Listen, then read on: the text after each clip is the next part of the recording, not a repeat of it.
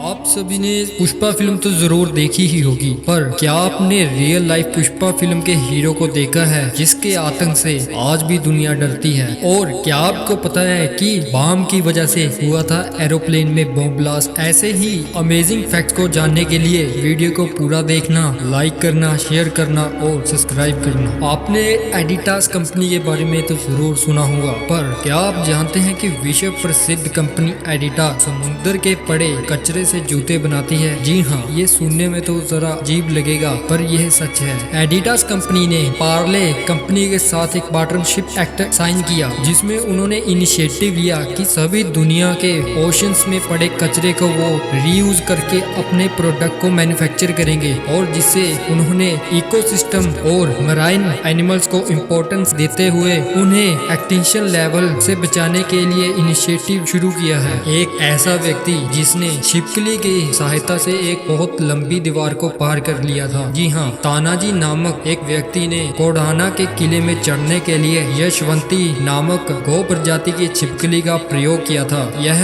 यशवंती नामक शिवाजी की पालतू छिपकली भी मानी जाती है। चढ़ाई के लिए तानाजी ने यशवंती को किले की दीवार की तरफ उछाल दिया, किंतु यशवंती किले की दीवार पर पकड़ ना बन पाई। फिर दूसरे प्रयास में यशवंती ने जबरदस्त पकड़ बनाई और उससे बांधी रस्सी से एक टुकड़े दुर्ग पर चढ़ गई। अंत में जब यशवंती को मुक्त करना चाहा तो पाया कि यशवंती भारी वजन के कारण वीर गति को प्राप्त हो चुकी थी। फिर भी उसने अपनी पकड़ छोड़ी। दी फ्लाइंग सिख के नाम से जाने वाले मिल्खा सिंह को तो आप सभी जानते ही होंगे। क्या आपको पता है कि बायोपिक फिल्मों में अपनी निजी कहानी बताने के लिए खिलाड़ी करोड़ों रुपए लेते हैं, लेकिन मिल्खा सिंह एक ऐसे व्यक्ति थे जिन्होंने मात्र 1 रुपए, वो भी शगुन के तौर पर लिए थे। आखिरकार एक बम की वजह से बम ब्लास्ट कैसे हो गया, ये एक सोचने वाली बात है। अफ्रीका में सोमालिया एयरपोर्ट से एक प्लेन रवाना हुआ। जब प्लेन 11,000 फीट ऊंचाई पर था, तब प्लेन में एक ब्लास्ट हुआ और ब्लास्ट में एक बड़ा छेद हो गया। पायलट ने जैसे तैसे करके प्लेन नीचे उतारा। बाद में देखने पर पता चला कि प्लेन में केवल एक व्यक्ति की ही मौत हुई, जो लैपटॉप में बम पाकर ले जा रहा था। एक सिक्योरिटी गार्ड ने भी बम ले जाने में उसकी मदद की थी। प्लेन में सब सही सलामत बच गए, केवल बम ले जाने वाले की ही मौत हुई। वैसे सोचा जाए तो कर्मों का फल ऐसे ही मिलता है। पुष्पा फिल्म के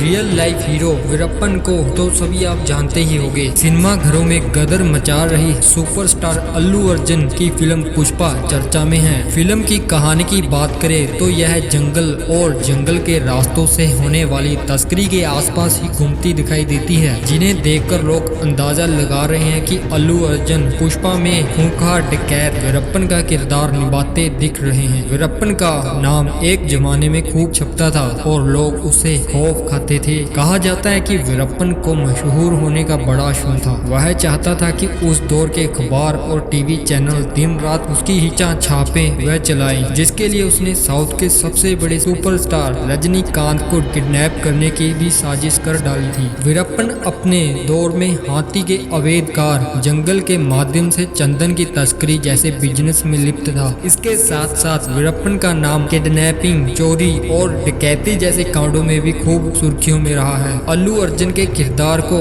पुष्पा में देखकर लोग यह मान रहे हैं कि अल्लू अर्जुन ने इसमें जो किरदार निभाया है वो कहीं ना कहीं वीरप्पन की जिंदगी से ही प्रेरित है। हालांकि मेकर्स ने अभी तक इस बात की आधिकारिक ऐलान नहीं किया। चलिए हम बताते हैं कि खूंखार वीरप्पन के बारे में कुछ रोचक तथ्य। कौन था वीरप्पन? वीरप्पन एक कुख्यात डाकू था। तकरीबन 30 वर्षों तक वो कर्नाटक, केरला और तमिलनाडु के जंगलों में रहा था। वीरप्पन ने अपनी अपराधों की शुरुआत अपने रिश्तेदार सैवी गोंदर का असिस्टेंट बनकर की, जो चंदन के लकड़ी के कुख्यात तस्कर था। वीरप्पन ने 1917 से अपनी अपराध जीवन की शुरुआत की और 1972 में पहली बार उसे गिरफ्तार किया गया था। बाद में वीरप्पन ने भी चंदन की लकड़ियां और हाथियों के दांतों की तस्करी शुरू कर दी। बाद में उन लोगों को भी मारने लगा जो उसके आपराधिक कामों के बीच में आते थे। उसने 17 साल की उम्र में पहला मर्डर किया था। खास बात यह होती थी कि उसके द्वारा शिकार किया गया इंसान या तो पुलिस अफसर होता था या फॉरेस्ट अफसर या कोई खुफिया जानकार ही होता था। 1987 में वीरप्पन ने एक फॉरेस्ट ऑफिसर चिदम्बरम तमिलनाडु को किडनैप कर उनका मर्डर भी कर दिया था। तब उसकी